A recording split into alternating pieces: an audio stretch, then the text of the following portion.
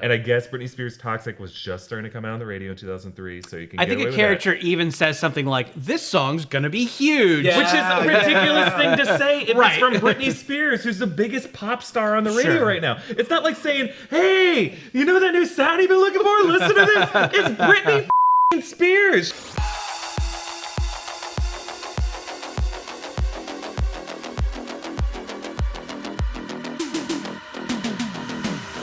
Welcome back to the Break Room, and for the very first Break Room movie review of this year, hit the graphic, Dashiell.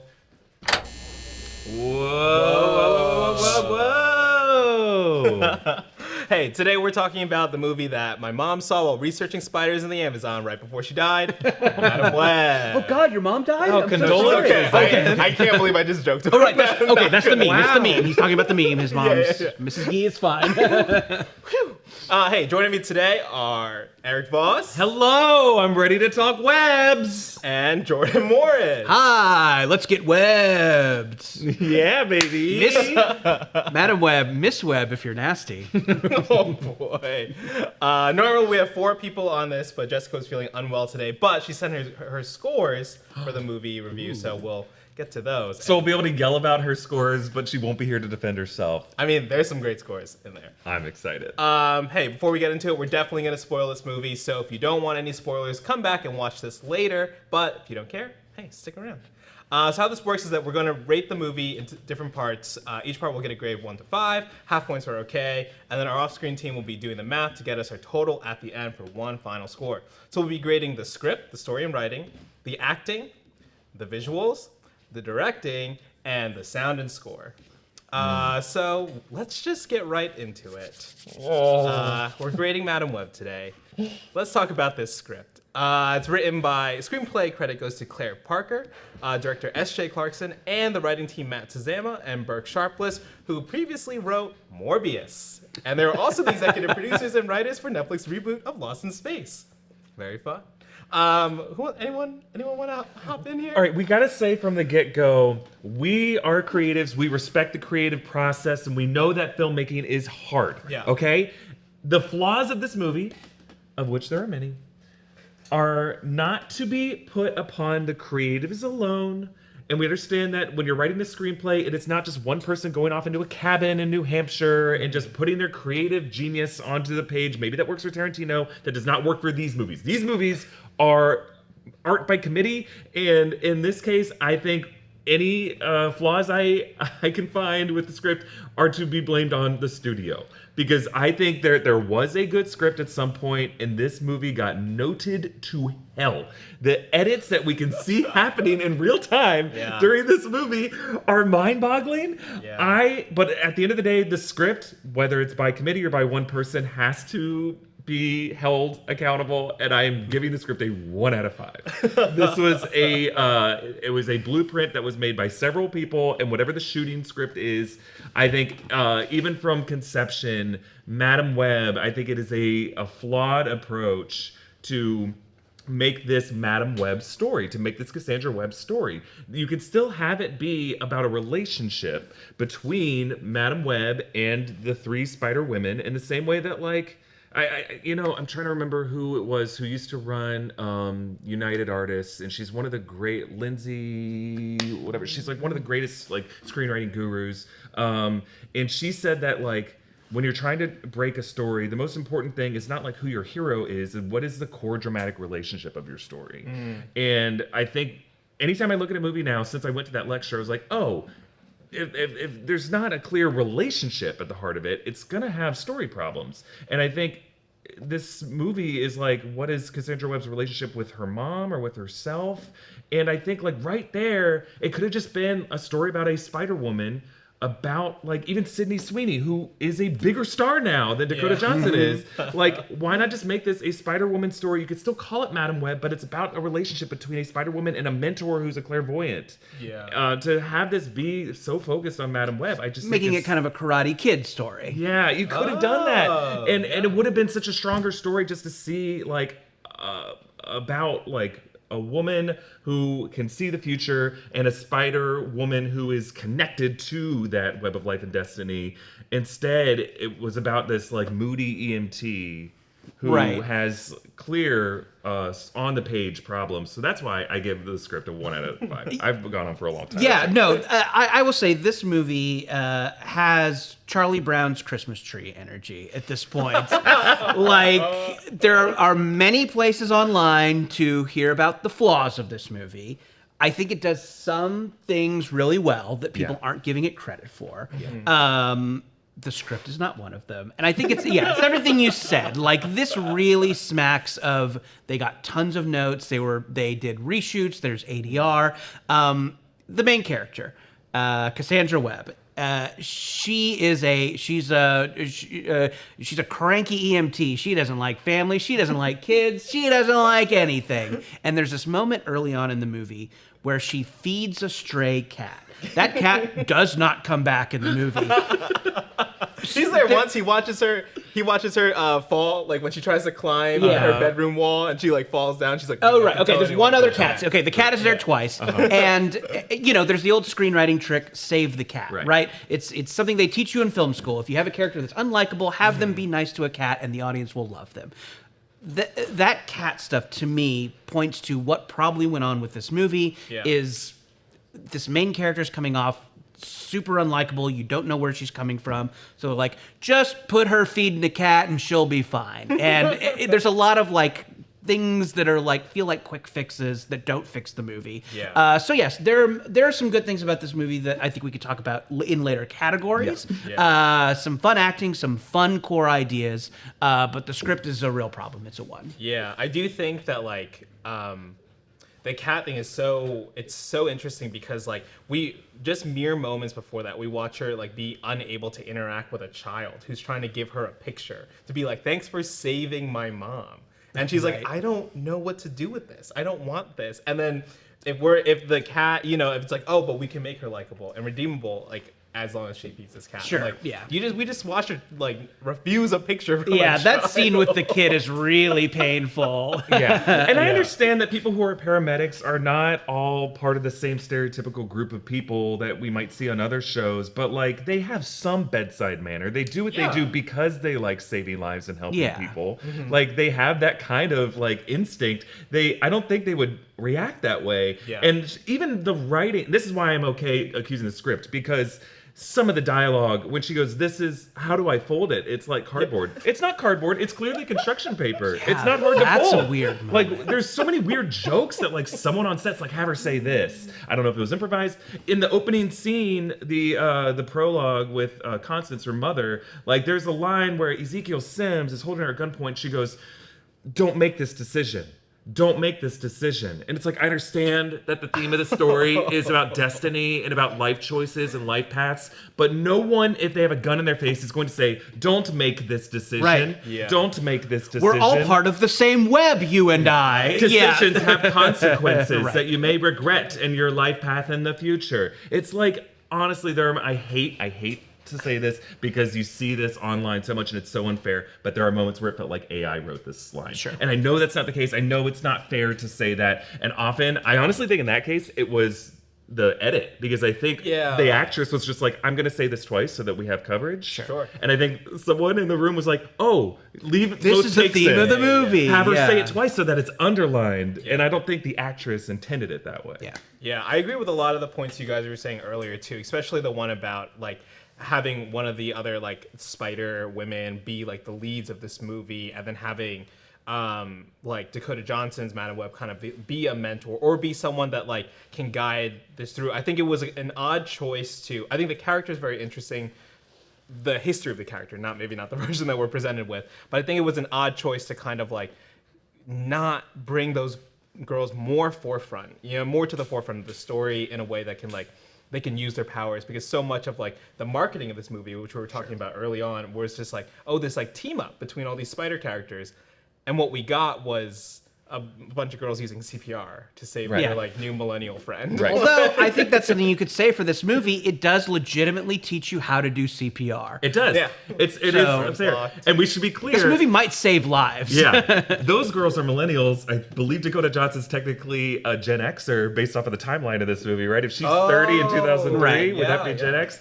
It's, I also have to like take issue with the fact that they decided to set this in 2003 for what thematic reason? Yeah. I guess so. There's the NSA plotline, right? Yeah. Where Shoshana from Girls, what's her name? Zosia Mamet. She is like the gal in the chair for Ezekiel Sims, and she's like, they're putting surveillance cameras all over the place. So there's a little bit of like post 9/11 commentary, but they don't reference it. Other than that, like they could talk about like.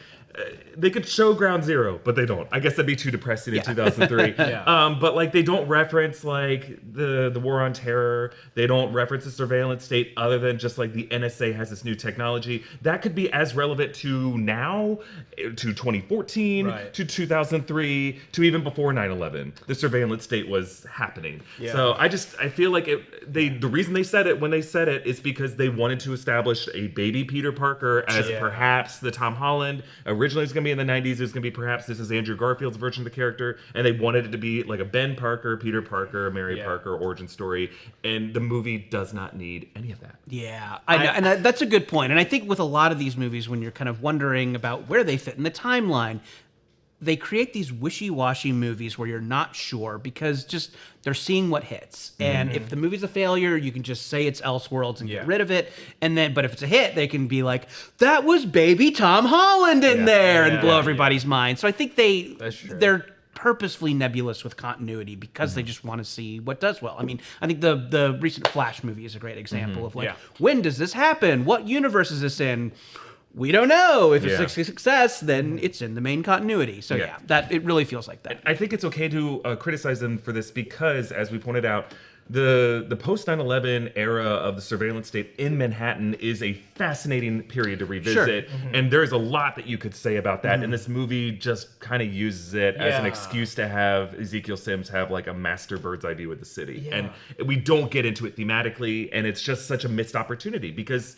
Having a clairvoyant versus someone with like a master view of the city, like that's an interesting battle of God's eye versus God's eye, and we don't get to it. Like they just like used it and then they abused it. and just on that note, Psychic Ambulance Driver. That's a show your mom watches on CBS. That runs for 10 seasons on CBS. Your mom tells you to watch it every time you have dinner with her. Holy I'll watch that. Yeah. So maybe it's Tiffany Amber Thiessen. I don't know. Yeah, I'll watch that. It's and I think we're glossing over the fact that just the basic script problems of structure issues of the heroes going out into the woods and then she leaves them there and is able to drive back to her home even though she's like there's an Amber Alert out. She drives like a stolen taxi for like at least a day and a half and just because she removes the plates. It's on the news constantly, but she just seems to wander around in the world causing chaos and nothing happens. She's able to fly to Peru. They don't even show. I was like, this is gonna be where some tension is, and she just gets there. She gets there despite the surveillance state that we're talking about. The NSA is all powerful, yet a wanted criminal can fly with her passport after 9/11. It was hard to just get a normal flight after 9/11. There was like everyone was on the no-fly list after 9/11. Same day too. She just seems to. She's there. How expensive was that plane ticket too? And no Paddington cameos, so that's unforgivable. We could talk about this too in later segments, but also our villain Ezekiel Sims. We don't get any information about him. It's a cool idea, right? It's one of the coolest ideas the movie has. Is like, what if there was a serial killer Spider-Man? Awesome idea. I want to see that movie. But they don't do anything to develop the character, and I guess you could say that sometimes that less is more thing works for villains, especially like serial killer type villains, right? It's The Strangers, a movie I think we all really like. You don't get tons of information about those characters. It's scary. But this really just smacks of there was backstory and they cut it out. So you just have this generic barefoot guy who walks around barefoot and all of his lines are ADR'd and you don't know why he's doing anything other than he has a vision that he's going to die. Walking around the New York subways barefoot. Like that's disgusting. Playing with fire. I really think that there might have been more. Ezekiel Sims on the pages of the comics is a big weirdo. He's barefoot and he's pretty cool. Right. But he's got this like relationship with Morlun. He's defeated when he steps on an old dog food lid and gets tetanus. He's like, I think he's barefoot so that like he can grapple onto buildings and like using his feet. Sure. As opposed to like But he's got the suit has feet in it, so that doesn't. Where does the suit come from? He just made it? Yeah, that's another thing. Why does he have a Spider-Man suit? yeah. I mean, at least visually, it's linked with the Aranya tribe, where they have like kind of the red skin with the webbing over themselves. He has like the black spandex with the red wiring over it. So I like that. Inverse was interesting, but he didn't like. I honestly think that there was a draft of the script where his backstory was like Miguel O'Hara's backstory from Across the Spider-Verse. Oh, sure. Like he can see the web of life and destiny, and he's trying to control it too much. So maybe the studio's like, ooh, well, this is gonna be $1 billion movie. We don't want it to be too derivative of that. So why don't we just ADR some lines in where he says like, I had to make different choices. Like when he has her at gunpoint in the Amazon, like doesn't he say like, my family I had to make different sacrifices. I've been looking for that spider for years. Like I rewatched the scene and I was like, I still don't know exactly where you're coming from. And then he's motivated by fear that these 3 women are going to kill him in the future. And it's just like, it's selfish in a way that, okay, we can write that off as an evil character, but it feels like so foolish and so stupid that he doesn't think that there's any other way to avert this fate. The fact that he could use this technology just from his dream vision to reconstruct their faces with this technology when they were masked in the vision. Yes! This is what it would look like unmasked. So funny. So in 2003, like if the NSA was that powerful in 2003, I'm telling you, all kinds of shit would have been averted. We would not be living in the world we'd be living in. No crime would happen. I do think, though, they probably set the movie in 2003 just so they could use toxic in a really fun way. Which, if that's the case, worth it. There's some good needle drops in the movie. Britney Spears is toxic being one of them, and you get to hear it a lot because it's in one of those like replay type scenarios. It's a banger. It's a banger. This is a cold take, but it's a banger. All right, so to wrap things up on this section, I'll also give the script a 1. So that's a 1 all around. And looking at Jessica's scores, Jessica said it's 1.5. Ooh, somebody loved Madam Web. Someone's into Madam Web Defender. She's on the Sony payroll. Her reasoning was, it was a finished feature script, which is hard to do. That's fair. That's a great point. Fair. That's true. All right, so moving on to the acting. So, it's got a huge cast. We've got Dakota Johnson, Tahar Rahim, Sydney Sweeney, Isabella Merced, Celeste O'Connor, Adam Scott. How are you guys feeling? I'm also happy to start. You go for it. I genuinely, after watching the movie, I was like, man, it'd be really funny it'd be really cool to work with Dakota Johnson. I think that she has something really interesting. I think besides Social Network and The Office, the only thing I've seen her kind of like lead or helm is the Suspiria remake, which, your mileage on that may vary, but I thought she was she was kind of interesting in that movie. There's this like the kind of like monotone, disaffected thing that she does and she excels at doesn't always work, and especially in this movie doesn't quite work for parts of it. But I think that there's something interesting here, and something about what she does best drew her, I think, to this story, right? I think she's in her very funny press tour. She's been like, they changed the script so much. I can't even tell you how much they changed it. I'd be fascinated to read the original. Exactly. I bet it's good. I bet there's a good version of this movie floating around somewhere. 100%. And so I think that there's probably a version of this where like without the cuts that we've gotten, there was some version of her that was maybe legitimately a bit more fun on the screen. Yeah. But I don't know. How do you guys feel? Yeah, I don't think Dakota Johnson is the problem with this movie. I think there's some lines where she seems a little ambient-y, and those aren't great. But I do think there are some moments where she really shines. She's got the rom-com chops. She's done it, and it comes through in some scenes in this movie. There's a scene that I really liked where she's at a baby shower. It might be for baby Peter Parker, we don't know. And her like visions are kicking in, so she's kind of like ruining this baby shower with her weird visions. I think it's funny. I think she does a good job with it. And I think there are several moments like that seem like they're pulled from other movies, right? They seem like they're from, different genres. And I think she's pretty good. And yes, loving the super honest press tour. You gotta love the like children of the child of a famous person who knows that they can never fail, so they can just say whatever they want to. I think she's got star quality, and I don't think the movie's her fault. And also, I think some of the Spider Women are really good. Yeah, and I think they have a good chemistry.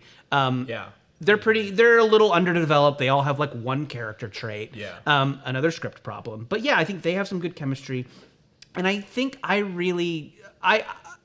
I felt pretty emotional during some of the found family stuff. Okay. There's a moment where, she's in the hospital and the nurse comes in. All the Spider Women are around her, Dakota Johnson, and the nurse is like, "This is for immediate family only." And Dakota Johnson says, "They're all mine." Yeah. And I liked it. I do think that they kind of have a fun bond. I think this same cast with a different script probably would have turned out a pretty killer movie. So I didn't hate the acting in this movie. I think Ezekiel Sims is the weak link. Clearly, they've ADR'd so much of him. There was maybe a performance problem. I don't know. I've heard this actor's been great in other things. I suspect there are other great movies with him out there. This is not it. I think he's the weak link. But yeah, I think there's some moments where the acting was fun. So I'm gonna say 3 for the acting.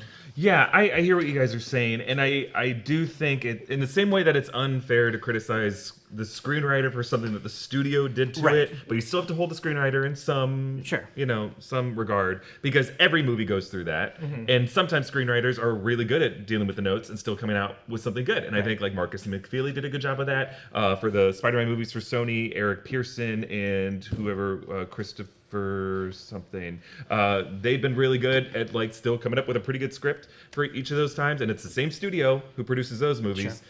Where for the actors, I agree with you. I think the actors are not the problem, but I think the casting is. Okay. And I really like Dakota Johnson. I think I like Dakota Johnson more in like interviews than I do on screen. Sure. Because between this press tour and her appearances on Ellen, I just love her, and I'll watch her in everything for that reason alone. Can Dakota Johnson just do junkets for movies that don't exist? We create a fake poster. Yeah.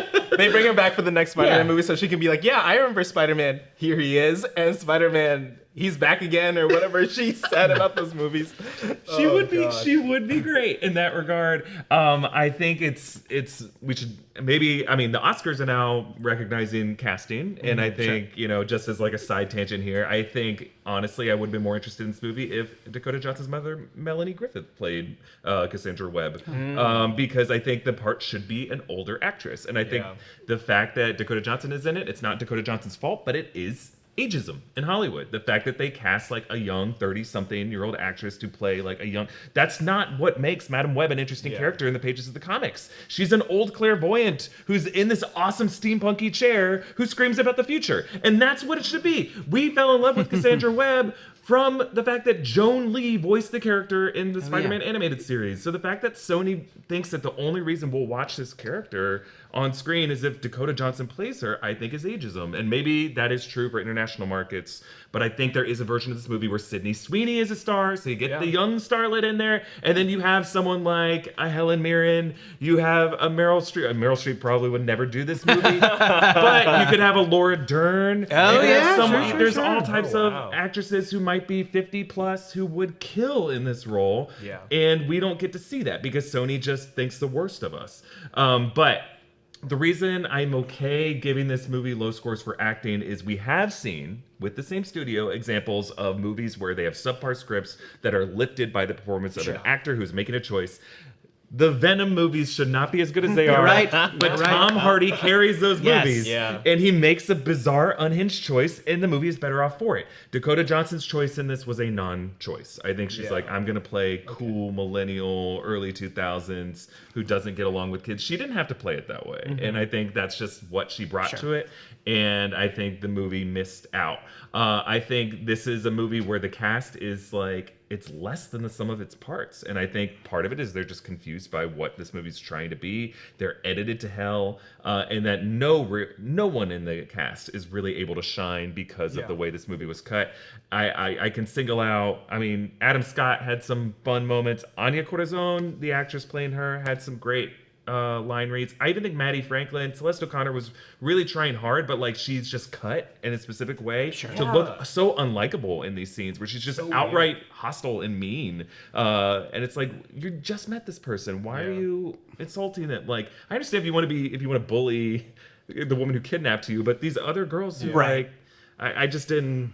I was just disappointed, and I never really got a chance to see any of these actors do what I know what they can do. All right, so what's your number score, Erik? I'm gonna give it a 2 out of 5. Okay, 2, 3. I think it's gonna be a 3 for me ultimately. I agree with everything you guys are saying, and I think that just about that baby shower scene. I just remember when she walks into the barbecue.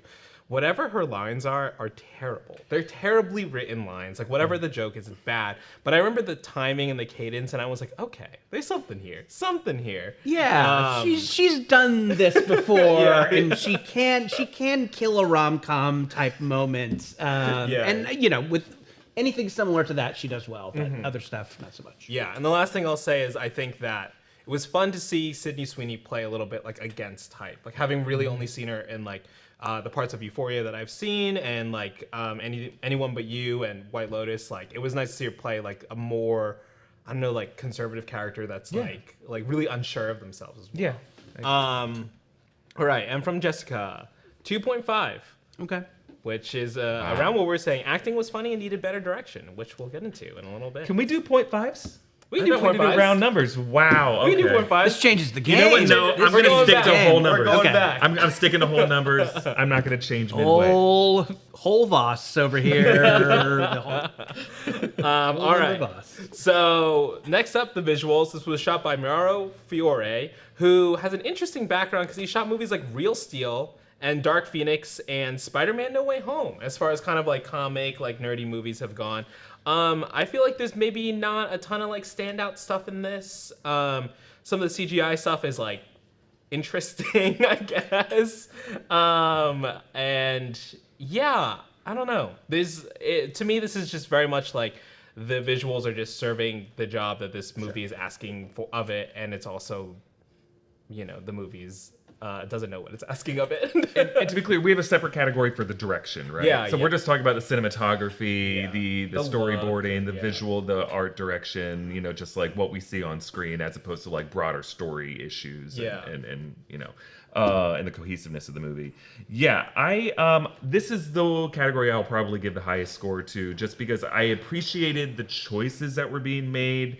A lot of it was just like, it wasn't just the editing, it wasn't just like the shot composition, it was like the way they wanted to visually tell the story and the way scenes dovetailed with each other. And I did appreciate how from the beginning, like Cassandra Webb's journey is to have this kind of chaotic, interconnected, like sticky existence where it's, you know, the screaming of her as a child just kind of blends in with the screaming of the ambulance, and even the way the shot, it just kind of like whip pans into the ambulance in the street. A lot of people are criticizing this movie violating the rule of 180, which I think most people on like film YouTube understand the rule of 180, but it's like you can't put cameras on multiple sides of people so that their heads will like go back and forth on different sides of the frame, because it's visually confusing to the viewer.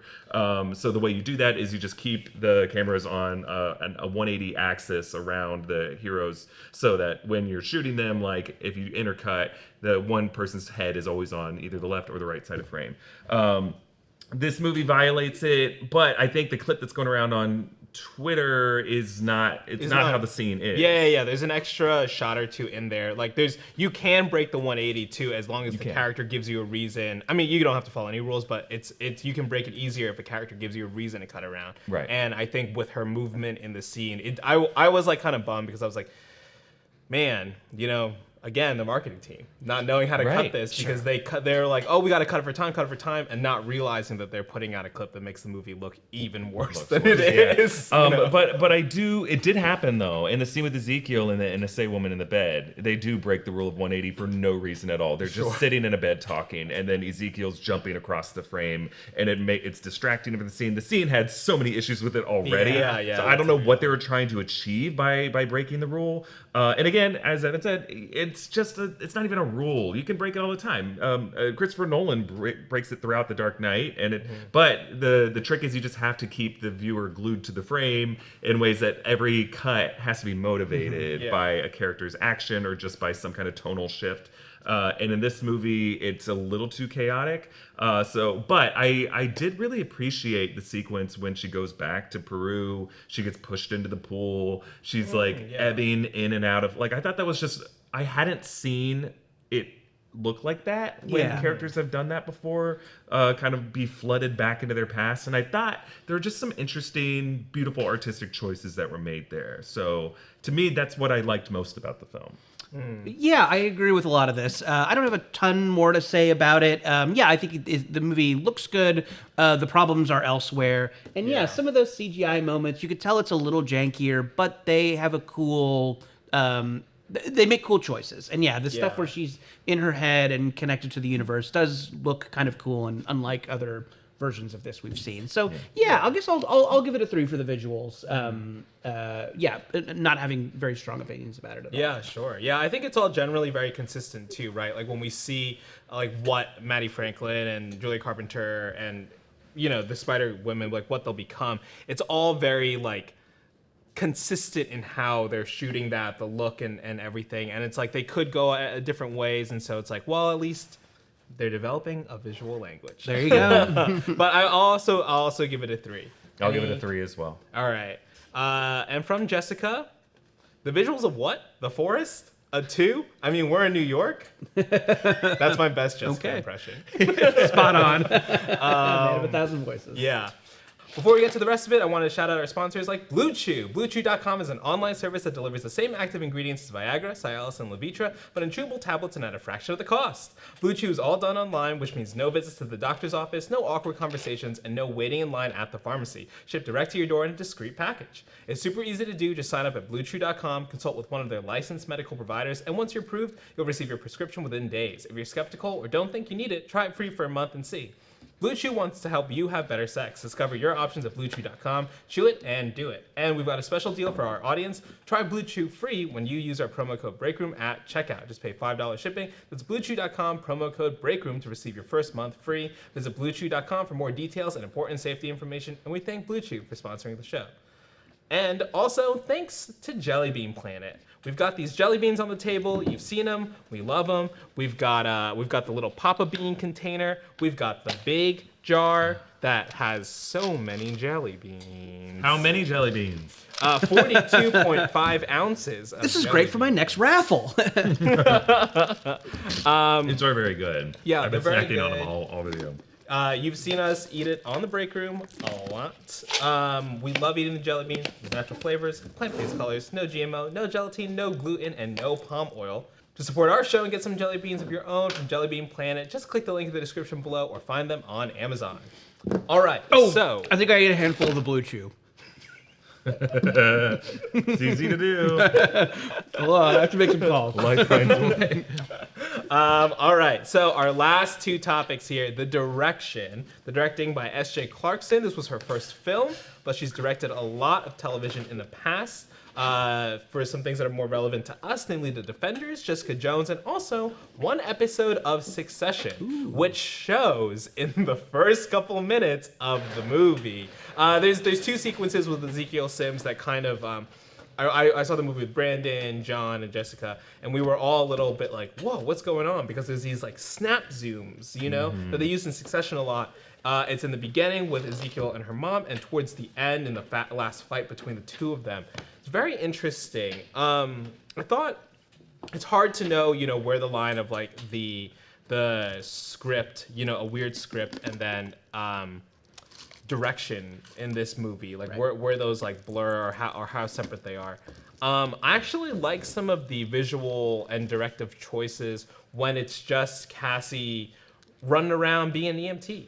Like I thought some of that stuff was like well cut, like this frenetic energy. There's this one shot specifically where she runs up a fire escape and they decide to hold on her the whole time and just like go up. And it's so, I was like, interesting swing there. The rest of it, I'm not so sure. Yeah. I really like the Tom's bachelor party episode of Succession. I think that's the one. Oh, neat. That's a great episode. I think this project was not well assigned to S.J. Clarkson, and I know again I'm saying like, oh, I'm defending the artist, which I always will defend the artist because I think she's obviously a better director than I will ever be, and I don't want to criticize her too much, but ultimately the buck has to stop with someone, and it does stop with the studio. Ultimately, it's especially movies like this. This is not like an A24 movie. This is an indie movie. It's a studio project.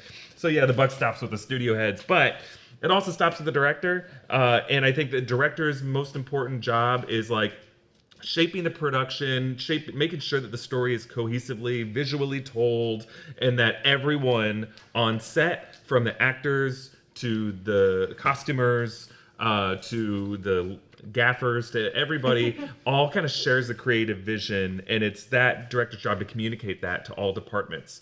So if a movie is not cohesive, that is a director's fault. And I feel like this movie was such a mess, and a different director might not have had those issues, or might have had the same issues because this movie was doomed to fail from its conception. But I think a good movie could have been made here. And I think either the studio just didn't have faith in S.J. Clarkson to realize that vision, or S.J. Clarkson was just overwhelmed with like what Sony gave her to do, and didn't want to leave the project because I don't think the director has to like give up work. But I think this was, I can't say this is a well-directed movie. Yeah, I can say some nice things about the suspense and the action in this movie. I think all of that stuff is done pretty well. There's a good scene where Ezekiel Sims is chasing them in a subway, and I was legitimately pretty tense. I like that scene. Yeah. And I think I think part of me just really wants them to do a superhero movie that's a little more slasher, tension, thriller. So I'm into the idea a lot, so I wanted to like those elements of the movie because I think it's such a cool crumb of an idea. So I think some of those scenes kind of worked for me. Again, a killer that can walk on walls is such a great idea. I think some of those scenes are done pretty well. The finale at the fireworks factory is a lot of fun. Just putting a literal Simpsons meme into your movie. When are they going to get to the fireworks factory? I thought that scene was kind of fun. Really made me want a Pepsi. I've drank 10 liters of Pepsi since I've seen this movie. The whole time that scene was happening, Brandon kept turning to me and being like, why are there so many explosives if it's the Pepsi company? Right, it's a fireworks factory that has Pepsi signage on the roof. They lease out their neon signs to other companies. You're right. I'm being unfair. No. I think the things you're saying are super legitimate, and it's like the acting is weird. Could a better director have gotten better performances out of those actors? It's a little more consistent, maybe. But I think you can say some. I think you can say some nice things about the action and suspense in this movie. So I think I will go with 3 for mine. But I understand that. When you listen to S.J. Clarkson in junket interviews, that's how she talks about it. Is she wants it to be like a psychological thriller or something like that? And I think that's what drew her to this project. And it's clear. You're right. The best sequences are on the train or as Ezekiel's walking into the diner. Like there's this kind of Michael Myers effect, where you have this impending doom. But I have to wonder if the whole movie was that, would it have been better? Maybe, but it would not have been a Madam Web movie. It would not have been a Spider movie. It's kind of like, okay, well then if that's your appeal to the project, then why do this project? Because that's not what this is. It's not an Ezekiel Sims story. It's not a horror movie. I don't know what tone this movie is. Yeah, and that's the weird thing. That's where it feels like maybe like some of the re-editing or additions later on were like, let's make it lighter, let's make it funnier, let's try to like get these quips, in different ways. I will say, you talking about the subway scene reminded me though, I did like when he's killing those girls, I was like, oh, like some of them are like pretty brutal for what it is, dropping like Maddie Franklin, just like literally breaking her neck or her back, like on the back of that train seat. I was like, because of the kind of Groundhog Day nature of this, you do get to see a lot of the main characters get killed. Yeah. And like that's been in other comic book properties. I think there's whatever the Avengers movie where Thor can see the future, you kind of get to see all the Avengers die. Age of Ultron. And it's always neat and shocking, and I do think they do this in kind of a fun slasher way with this, but it's such a brief part of the movie, so those little moments come up and you're excited to see them because you're in the movie and you're watching Ezekiel had one other move rather than choke slam. Like, just lift someone up. He loves a and choke throw them. slam. He Like, loves a choke slam. When he flips the knife around and stabs Cassie with it, Yeah. I thought that was cool. I was like, ooh, you have another move. Yeah.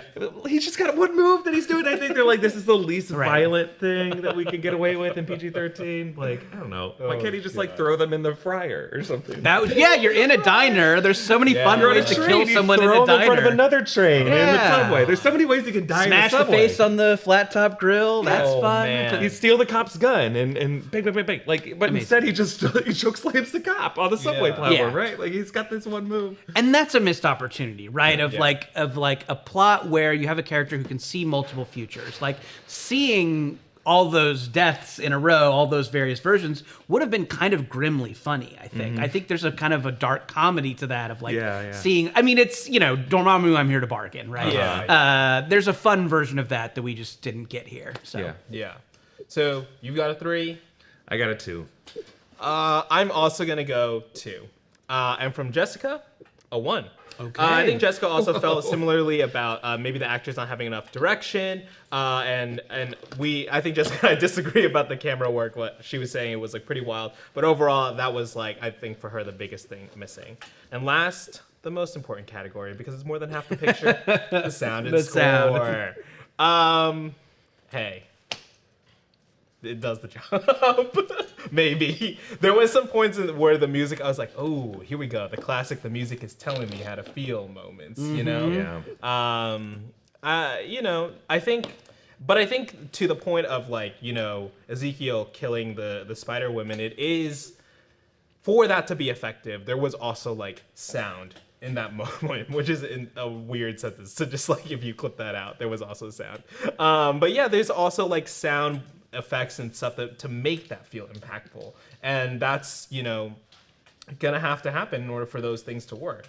So I don't know, a roundabout way of me saying pretty average 3. 3. Can we give zeros? Ooh, I don't know. It's never been done before. No one's ever. I'm gonna give this movie a 0. If I have to give it a 1, I'll give it a 1. But I'm giving this movie a 0 because, at the very least, to get a 1 from me, you have to have a sound mix and a score that doesn't take me out and make me hate what I'm experiencing right now. And the fact that they ADR'd every single one of his lines and they could not be bothered to even sync it well. Yeah, that was a problem. bad. It was just so bad, and it wasn't just Tahar Rahim. It was Adam Scott. It was Celeste O'Connor. Yeah. There was various Dakota Johnson moments that, like, the whole movie felt like it was ADR'd, which again might have been a studio decision, but like, then just like don't have dialogue in that moment. Like there's so many ways around it. At that point, just resign. Like, this is like, I would be embarrassed if I were a sound mixer to put my name on this movie. Like, and not just that, the soundtrack. The soundtrack, I think you can say Britney Spears' Toxic is a banger, but it took me out of every moment. I'm like, I'd rather just sit in my car and listen to Britney Spears' Toxic than watch this movie. Yeah. They use Four Non Blondes' Wake Up, a song that I love, but it's like, oh, you're trying to say Wake Up O'Neal so that later when O'Neal is like dying, she says Wake Up O'Neal. Sure. It's like so on the nose and so lame. I guess it could be worse if they used a song that was after 2003 because they were so insistent on the movie being set in 2003. Yeah. And I guess Britney Spears' Toxic was just starting to come out on the radio in 2003, so you can get away with that. I think a character even says something like, this song's gonna be huge. Yeah. Which is a ridiculous thing to say if it's from Britney Spears, who's the biggest pop star on the radio right now. It's not like saying, hey, you know that new sound you've been looking for? Listen to this. It's Britney fucking Spears. She's had like 8 #1 singles. This is as famous as she's ever been. Yeah. It'd be like saying Taylor Swift's new song of the summer. I think people are going to listen to this. I think this Taylor Swift song might hear this in malls for a long time. Of course it's going to be fucking big. Toxic was like probably Britney Spears' peak, right? Yeah. Like that was Onyx Hotel Tour. She was like huge. huge at that point. So it just felt like the people. You have more Britney trivia than I thought you'd have. Well, I saw the Onyx Hotel concert and it was fucking awesome. I say this as someone who loves Britney Spears, but yeah, I think the soundtrack choices were just like so uninspired and like I think you could. This is another movie. It could be like Suicide Squad, where they just like grip you with like some great needle drop. Hey, Spirit in the Sky. All right, like I'm this in. song. But it made me dislike these songs more, and sonically this was awful to experience. So I'm giving it a 0. Yeah, you make a great point. I was going to give it some I was going to give it a needle drop boost, but I think your point about the dubbing and the ADR is like important, and it stuck out. I noticed it. I can't imagine watching this movie and not noticing the weird dubbing and ADR. This is something they do to movies. There should have been someone who knows how to do it on hand. It doesn't have any reason to be as bad as it is. So I'll give it a 1. I'll drop mine to a 2. And Jessica, give it a 5. Toxic, a banger. Wow. No! Jessica, The Britney bump. The Britney bump. Jessica! Can I prune her score? Just for the Britney? That would be an incredible thing to add in to prune a score. All right, so as we total up the score here, what do we think? Madam Web 2? Is it going to happen? Please, no. Is it going to be a thing where they bring her back in some multiverse movie in 10 years and people are going to scream in the theaters because she's back? Is it going to be an Andrew Garfield thing where she gets a redemptive cameo? I mean, that literally could happen, yeah. And it would blow everyone's mind. Look, I'll say that like the version of the movie that I pitched is what this movie tees up in the final moments. Like 3 Spider Women who are, corralled by a Madam Web mentor who helps them see the future and guide their choices. Yeah, that's a movie I wanted to see. And if a second movie is that, great. But again, I don't want it to be Dakota Johnson. I want it to be Melanie Griffith. Like, I don't I just think conceptually this movie is so flawed and is such a mistake that I don't want Sony to try this again. I don't think Sony should be allowed to make another Marvel movie that doesn't have like the MCU attachment and guidance. Like, I just think like I take that back. The Across the Spider-Verse, Into the Spider-Verse movies are obviously gold standard. The studio itself is not to blame, but this approach that they are taking with Venom and Morbius and Kraven, it's just, I think, is so mistaken. And I think the best of it that we've seen has been the first Venom film. But even that is not a blank check that you can just keep cashing again and again and again, because that movie was also deeply flawed and was saved only really by Tom Hardy and some decent VFX, I think. Sure. But no, I mean, very telling that this is the first superhero movie in 10 years or something with no post-credits tease. Like, that's fine. You couldn't get a Dr. Michael Morbius to show up. You didn't. The fact that there's no Kraven stuff in this movie is pretty telling that they have this other movie they need to promote, and they're just like, nope, never mind. No tease. Pocket universe. It's a what if. So I think everyone involved kind of knows. Dakota Johnson clearly knows. I think this will probably just be a weird trivia question in 10 years. But I don't want to say that like this movie should have just been like what Warner Brothers is doing and just like destroying these movies as tax write-offs. Sure. No, I think at the end of the day, I'm glad that we have Madam Web in our lives so that we could all see it and learn. We all had a fun time. She brought us together. She really the 3 of us, like the 3 Spider Women. Here we are. Oh my god, I can't wait to get powers. And we're gonna kill Ezekiel Sims, the 3 of us. What's coming?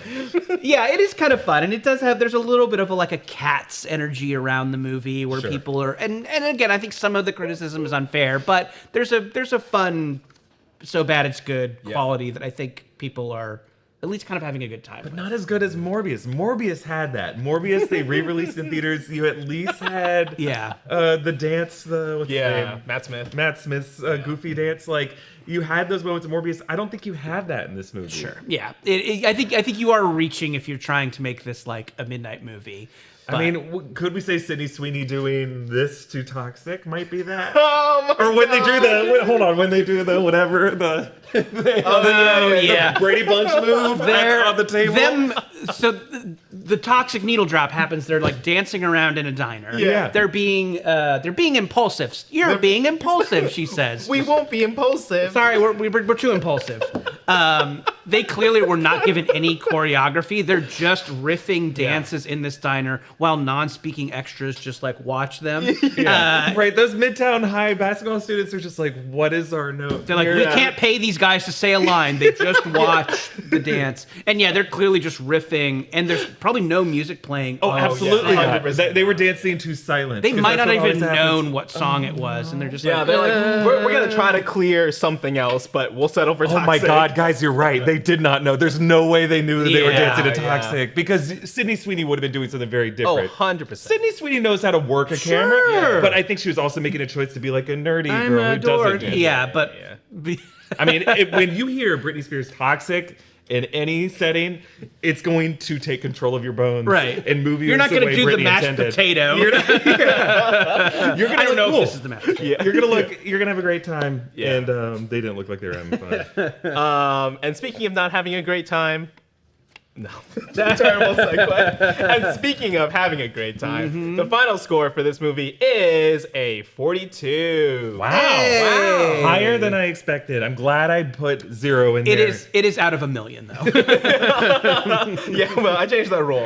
We're kind of halfway between the critics' average and the audience score on Rotten Tomatoes, so I think that's fair. I think audience score is way too high. I think the critics' score is probably a bit too low. But is this the worst of the? Definitely the worst of the Sony Marvel. This is worse than Morbius. Yeah. I didn't see Morbius. Okay. And I kind of like the Venom movies. I think the Venom movies have been a lot of fun. Venom movies are definitely better than this. Yeah. And I have high hopes for Craven this year. Oh, as we all should. Just because I think Aaron Taylor Johnson, based off of the trailer footage, seems to be eating this movie up, and at least he's going to make some big swings. He loves to swing. Yeah, I think this is not the worst This is not as bad as Catwoman, the Halle Berry Catwoman. Oh, that's another one I haven't seen. I gotta see it. Because some people are saying this is the worst superhero movie of all time, and I don't think that's fair. No, I don't think so. But it's hard to say. It is hard to say. The fact that it's part of the conversation. The Roger Corman Fantastic Four? Yeah. I think there's some real campy ones. I'm thinking like big studio ones. The Shadow, maybe. Green Lantern is Green pretty Lantern, bad. Yeah. Well, hey, let us know in the comments if you think it's the worst superhero film of all time. But that's it for us today. Make sure to subscribe to the Breakroom channel on YouTube. And give us a follow on Twitch where we do videos like these live. Where can people find you guys? Hey, I've got a graphic novel coming out later this year. It is available for pre-order now. It is called Youth Group. I did it with a great artist named Bowen McGurdy, who is from a great series called Spectre Inspectors and several issues of Marvel Comics you might have read.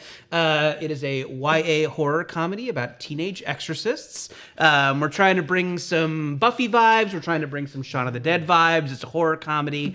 If you want to check it out online, bit.ly/youthgroupbook, bit.ly/youthgroupbook, and you can see the great cover. You can see a bunch of the interior art and get a bunch of pre-order links. It's called Youth Group, and if it sounds cool, please pre-order it. It really helps books. I don't know why. Nice. Looking forward to checking that out. You can find Eric and I on New Rockstars and The Breakroom. And hey, we'll catch you later. See ya.